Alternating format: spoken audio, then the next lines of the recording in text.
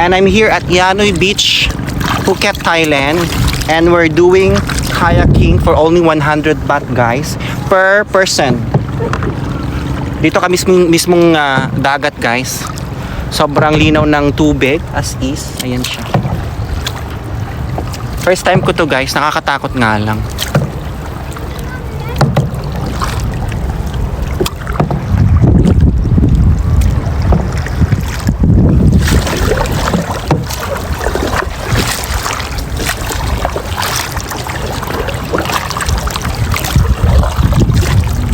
Medyo mainit-init pa. Sobrang init ngayon as is.